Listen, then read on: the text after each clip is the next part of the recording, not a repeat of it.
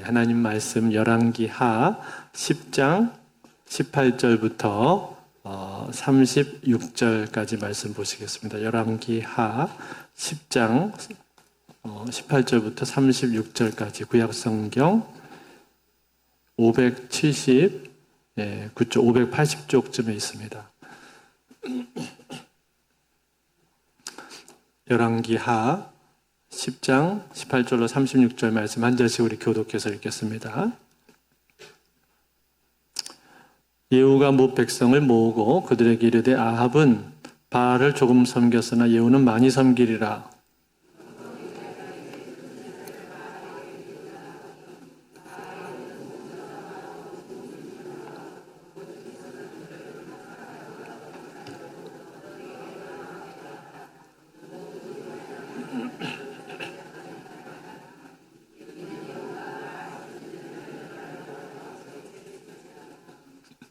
예후가 바알을 위하는 대회를 거룩히 열라 하며 드디어 공포되었더라.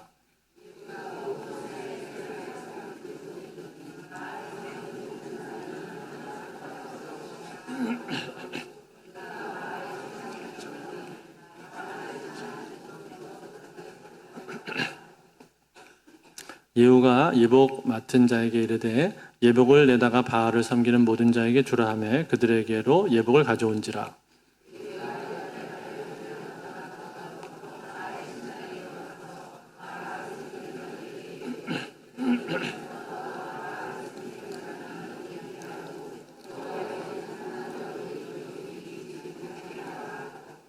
무리가 번제와 다른 제사를 드리려고 들어간 때 예후가 80명을 밖에 두며 이르되 내가 너희 손에 넘겨주는 사람을 한 사람이라도 도망하게 하는 자는 자기의 생명으로 그 사람의 생명을 대신하리라 하니라.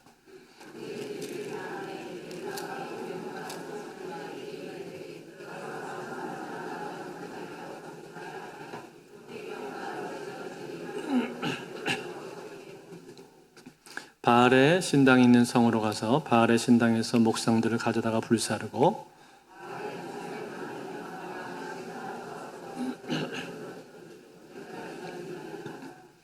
예후가 이와 같이 이스라엘 중에서 바알을 멸하였으나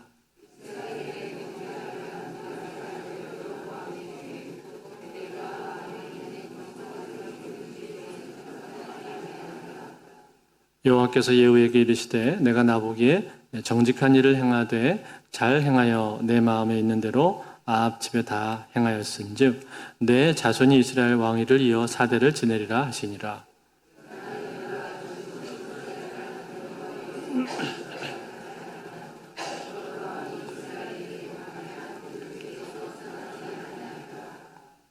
이때 여호와께서 이스라엘에서 땅을 잘라내기 시작하심에 하사엘이 이스라엘의 모든 영토에서 공격하되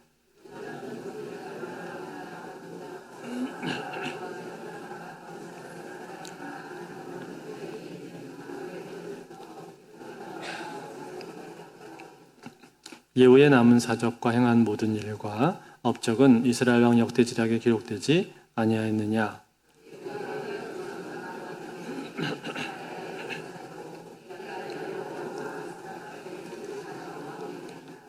같이 읽겠습니다. 예후가 사마리아에서 이스라엘 다스린 횟수는 28해이더라. 아멘.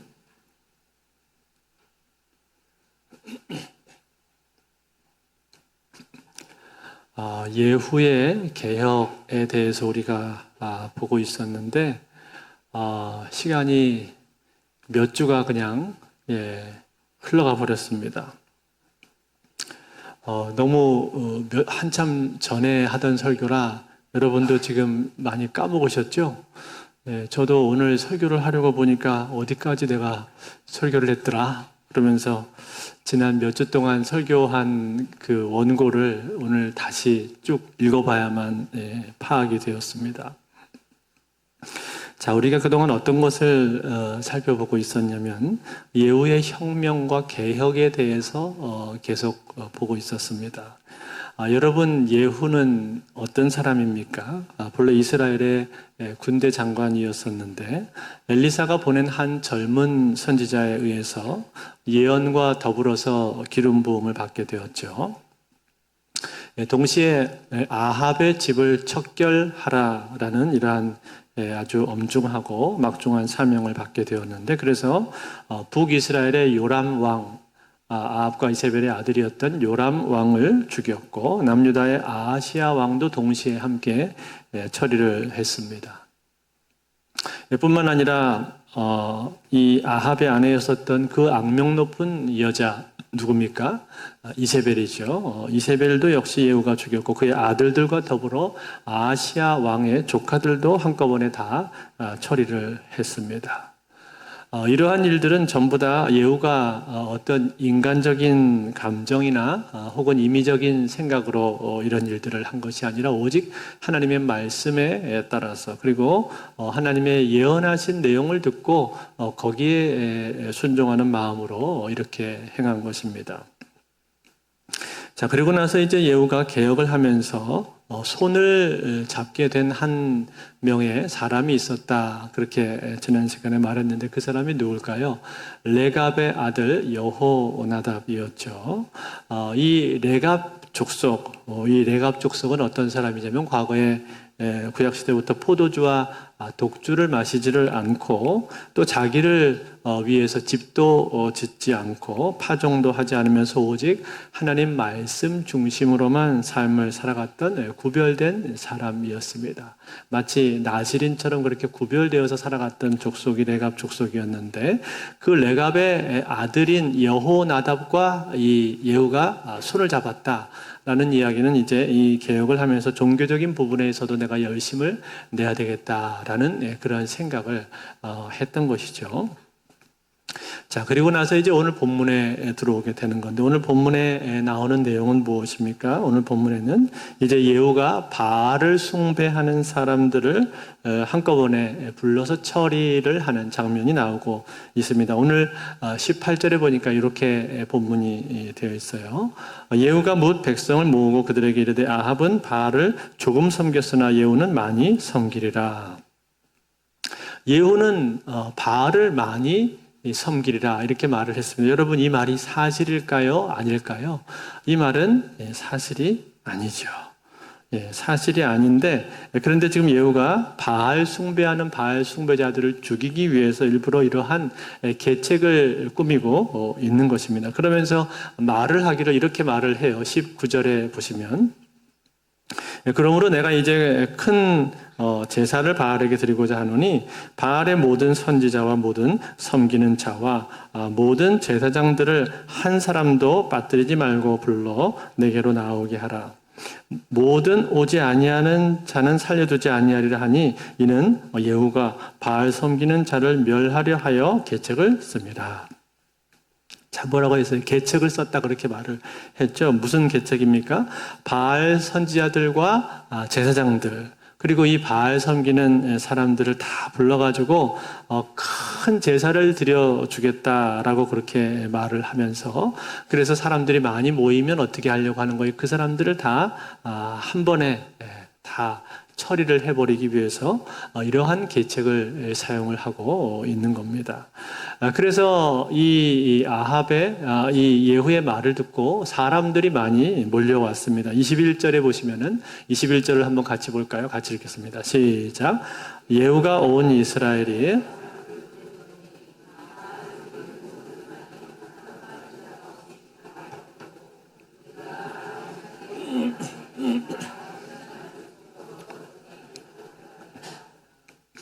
자, 바알의 신당에 사람들이 꽉 들어찰 정도로 그렇게 사람들이 많이 몰려왔다라는 거죠.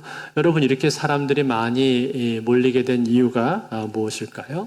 그만큼 그 당시에는 바알 숭배하는 이 바알 숭배 사상이 많았고, 사람들이 바알 숭배하는 사람들이 그만큼 많았다는 얘기고, 또 바알 숭배하는 자들을 모아서 큰 제사를 드려주겠다라고 하니까 그 얘기를 듣고 또 사람들이 몰려온 것이죠. 뿐만 아니라 바알을 숭배하면서도 여기 오지 않는 자는 찾아서 색출해서 반드시 죽이겠다라고 하니까 그 예후가 무서워서라도 지금 바알 섬기던 사람들은 다 몰려온 것입니다.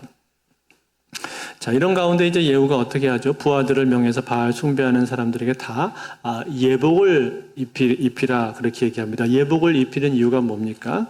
여호와 하나님 섬기는 사람하고 바알 섬기는 사람을 확실하게 구별하기 위해서 예복을 지금 입히고 있는 겁니다. 그리고는 이제 하나님 섬기는 사람들은 다 밖으로 나가게 하고 바알 섬기는 사람들만 신전에 남게 했습니다. 그러니까 이제 신전 안에는 전부 다 바알 숭배자들만 남아있게 된 거죠.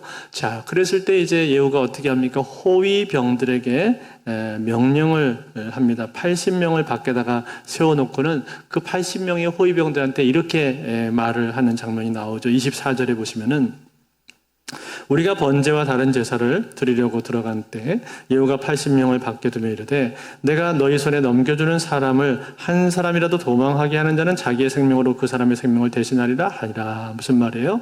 너희들 여기 있는 바알 숭배자들 단 한 명이라도 살려두었다가는 너희들 목숨을 부지하지 못할 거다. 전부 다 철저하게 진멸시켜야 한다. 그렇게 명령을 한 것이죠. 그리고는 이제 번제가 다 끝나고 나니까 어떻게 하는 거예요? 호위병들을 안으로 들여보내서 그들이 칼로 거기 있는 바알 숭배자들을 모두 다 처단을 했습니다. 뿐만 아니라 바알의 신전도 파괴를 했는데 그 내용을 오늘 성경은 이렇게 묘사를 해주죠. 26절과 27절을 같이 한번 보겠습니다. 시작. 바알의 신당 있는 성으로 가서 바알의 신당에서 목상들을 가져다가 불사르고 바알의 목상을 헐며 바알의 신당을 헐어서 변소를 만들었더니 오늘까지 이르니라. 아멘. 뭐라고 했어요? 바알의 신당을 모두 헐어버리고 변소로 만들어버렸다. 그렇게 말을 했죠. 이처럼 아주 통쾌하게 바알 숭배자들을 다 죽이고 또 바알의 신전도 헐어버렸다라는 얘기예요. 여러분 이런 내용들을 보면 어떻죠? 야, 이 예후라는 사람이 개혁 한번 제대로 하는구나. 아주 확실하게 시원시원하게 하는구나. 그런 생각이 들지 않습니까? 지난번에 우리가 이 예후가 병거를 몰고 가는 모습을 한번 본 적이 있잖아요. 그 왕궁을 향해서 병거를 몰고 갈 때 그 파수꾼이 예후가 병거 모는 걸 보고 병거를 몰고 오는데 예후처럼 미치게 몰고 오나이다 그렇게 말했잖아요. 그처럼 이 예후라는 사람의 성격은 대단히 과감하고 과격한 성격을 가지고 있었습니다. 그 성격 그대로 지금 개혁을 하는 모습이 드러나고 있는 거죠. 그런데 여러분 이것이 예후의 모습이었는데 오늘 성경에서는요. 예후가 그처럼 철저하고 과감하게 개혁을 했음에도 불구하고 한 가지 일을 그가 하지를 못했다라고 말을 해주고 있습니다. 그게 뭡니까? 오늘 본문 28절, 29절인데 같이 보겠습니다. 같이 읽겠습니다. 시작. 예후가 이와 같이 이스라엘 중에서 바알을 멸하였으나 이스라엘에게 범죄하게 한 느바세 아들 여로보암의 죄, 곧 베델과 단에 있는 금송아지를 섬기는 죄에서는 떠나지 아니하였더라. 자, 뭘 못했다고 말했죠? 베델과 단에 있는 금송아지를 섬기는 죄에서는 떠나지를 못했다. 그렇게 얘기했습니다. 금송아지를 처단하지를 못했다는 거예요. 여러분, 이 금송아지는 누가 만든 겁니까? 여로보암이 처음에 만든 것이죠. 남과 북이 갈리게 되었을 때 이 북이스라엘 사람들이 절기를 지키기 위해서 자꾸만 남유다에 있는 예루살렘으로 올라가니까 그것을 못하게 막기 위해서 자기 나름대로 고육지책으로 쓴 방법이 바로 이 금송아지였습니다. 그래서 남쪽에 있는 베델에 하나, 저 북쪽 끝에 있는 단에다가 하나, 금송아지를 크게 만들어가지고 이것이 하나님이다. 그러니까 너희는 예루살렘에 갈 거 없고 여기서 제사 드리면 된다. 여기서 절기 지키면 된다. 이렇게 해 놓았단 말이죠. 그게 바로 이 금송아지였는데 이 금송아지가 북이스라엘의 역사가 계속 진행되는 동안에 없어지질 않았다는 거예요. 그리고 지금 이 예후가 다스리는 이러한 시대에도 어떻게 되었다는 거예요. 여전히 이 금송아지를 없애지를 못했다라는 겁니다. 그렇다면 여러분 이 예후는 왜 이 금송아지를 없애지를 못했을까요? 그 이유에 대해서 오늘 성경은 이렇게 말해주고 있습니다. 31절에 이유를 이렇게 설명을 하죠. 이것도 같이 읽겠습니다. 시작. 그러나 예후가 전심으로 이스라엘 하나님 여호와의 율법을 지켜 행하지 아니하며 여로보암이 이스라엘에게 범하게 한 그 죄에서 떠나지 아니하였더라. 자, 뭐라고요? 전심으로 율법을 지키지를 못했다. 즉 나름대로 개혁을 하기는 했는데 하나님께서 말씀하신 그 율법의 기준을 맞추지는 못했다라는 거예요. 다시 말해 정의감과 의협심은 그가 가지고 있었지만 그러나 결정적으로 하나님 말씀의 기준에 부합하지 못했다는 거예요. 그 이유가 뭐예요? 하나님 말씀을 굳게 붙들지를 못했기 때문에 그런 거죠. 그 말씀을 굳게 붙들고 그 말씀에 따라서 갔어야 하는데 그러지 못했다는 거예요. 왜냐하면 이 베델과 단의 금송아지라는 것은 오랜 시간 동안에 북이스라엘에서 행해오고 있었던 그런 일종의 관습과 같은 것이고, 그리고 이미 그 나라의 여러 귀족들과 백성들이 거기서 익숙해져 있었기 때문에 이것을 만약에 없애버린다면은 그러면 자칫 사람들이 반발심을 가질 수도 있겠다라는 그런 생각을 해서 결국은 이 금송아지를 없애지를 못한 겁니다. 이걸 척결하지를 못한 거예요. 그렇지만 여러분, 이 모습은 어떻습니까? 하나님 말씀에 부합하는 모습이 아니었죠. 왜냐하면 이것은 엄연한 우상 숭배이고 또 혼합주의적인 신앙의 형태이기 때문에 그렇습니다. 즉 과거에 이스라엘이 출애굽을 했을 그 당시에도 금송아지 만든 그것 때문에 하나님으로부터 그처럼 큰 진노를 받지 않았습니까? 그때 경험을 생각을 해 본다면 당연히 여기서도 개혁을 하면서 이 부분을 소홀히 할 수가 없었던 것인데 반드시 이 금송아지를 없앴어야 되는데 그러지를 못한 거예요. 그냥 적당히 타협을 하고 말았다 이 말이에요. 그렇기 때문에 여러분, 오늘 이 일에 대한 결과가 어떻게 성경에 기록이 되고 있습니까? 그 주변에서 아람 나라들이 쳐들어왔다 그렇게 말을 해주고 있죠. 32절과 33절에 보시면은 이때 여호와께서 이스라엘에서 땅을 잘라내기 시작하심에 하사엘이 이스라엘의 모든 영토에서 공격하되 요단 동쪽 길르앗 온 땅 곧 갓 사람과 루벤 사람과 므낫세 사람의 땅 아르논 골짜기에 있는 아로엘에부터 길르앗과 바산까지 하였더라. 자, 어떻게 된 겁니까? 아람 왕 하사엘이 옆에서 공격을 해왔는데 요단 동쪽편에 있는 비옥한 땅, 아주 농사짓기 좋은 땅, 갓 므낫세, 르우벤 사람들이 거주하던 이 길르앗 땅을 다 빼앗기고 말았다. 그렇게 기록을 해주고 있는 거예요. 그런데 여러분, 이 내용을 기록하면서 이 성경의 열왕기 기자는 뭐라고 기록을 했습니까? 이것이 하나님께서 이스라엘을 잘라내기 시작하신 것이다. 그렇게 말을 하고 있단 말이에요. 하나님께서 여기에 그렇게 개입하고 있다고 말씀을 하는 겁니다. 이유가 뭐예요? 예후가 온전한 개혁을 이루지 못했기 때문에, 즉 전심으로 여호와 하나님을 쫓지 못하고 반심만 쫓았기 때문에 거기에 대한 결과로서 하나님께서 이렇게 그에게 징계하고 있다는 것을 보여주고 있는 거지요. 그렇지만 여러분, 이 예후라고 하는 한 사람, 이 한 사람의 인생에 대해서 우리가 생각을 해볼 때 이 사람의 인생의 전체를 보자면 그 한 사람의 업적은 부정적인 내용보다는 긍정적인 내용들이 더 많이 있었습니다. 그래서 하나님께서 이 예후에 대해서 평가해 줄 때 이 성경의 평가는 뭐라고 했냐면 30절에 보시면 30절 우리 같이 읽어볼까요? 시작. 여호와께서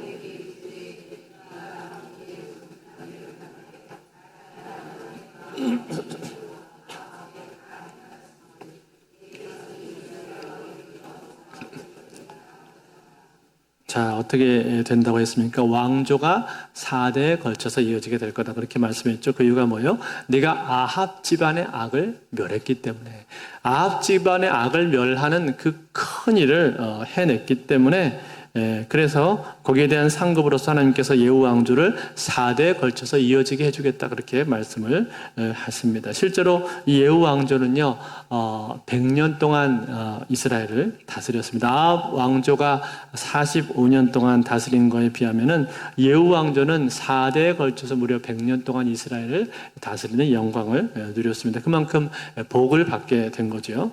그렇지만 여러분, 그가 행했었던 그 실책과 잘못에 대해서는 하나님께서 넘어가지 않고 준엄하게 거기에 대해서 평가를 하고 계시다라는 거예요. 그리고 거기에 대한 대가도 역시 치르러서 그 땅이 갈라지게 되는 그러한 대가를 치를 수밖에 없었다라는 겁니다. 사랑하는 성도 여러분, 오늘 이 내용을 우리가 보면서 우리가 무엇을 배우게 되는 겁니까?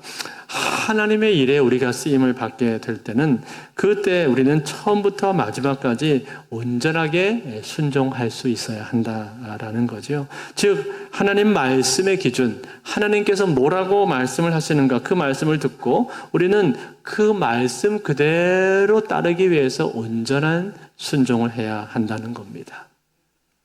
어떤 것들은 지키고 어떤 것들은 지키지 않고 그런 것이 아니라 쉬운 거는 순종하고 어려운 것은 순종 안 하고 그런 것이 아니라 내가 하고 싶은 것은 하고 내키지 않는 것은 그냥 안 해버리고 그렇게 하는 것이 아니라 그것이 쉽든지 어렵든지 또 마음에 내키든지 내키지 않든지 상관없이 하나님 말씀이라면 하나님께서 말씀하신 내용인 것이 분명하다면 거기에 따라서 그대로 순종할 수 있어야 한다라는 거죠. 그렇게 순종할 때 하나님께서 그 모습을 기뻐하시고 그러한 사람을 하나님이 인정해 주시고 그 자리에서 역사하시는 겁니다. 그 사람이 성숙한 사람인 겁니다. 그러므로 사랑하는 성도들, 오늘 우리는 하나님께 순종할 때 이 성경 말씀대로 말씀에 있는 내용이라면 그것이 무엇이 되었든지 간에 그 말씀을 붙들고 순종하실 수 있기를 바랍니다. 1948년도 10월 달에 이 좌익과 우익이 첨예하게 대립이 되던 때였는데 그때 여수 순천 반란 사건이 일어났었습니다. 그때 손양원 목사님의 두 아들 동인이와 동신이가 우익 단체에서 활동을 하다가 그만 붙잡혀서 좌익들에게 연행이 되어갖고 순천 경찰서 뒷마당에서 그만 총살을 당하고 말았습니다.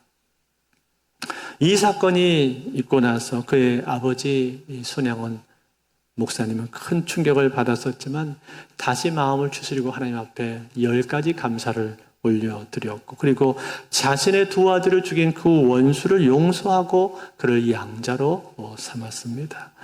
그때 중학교 1학년짜리였었던 손양원 목사님의 딸 손동이는 아버지를 향해서 이렇게 소리치면서 따졌습니다. 아버지! 용서했으면 용서했지 아들을 삼는 게 도대체 뭡니까?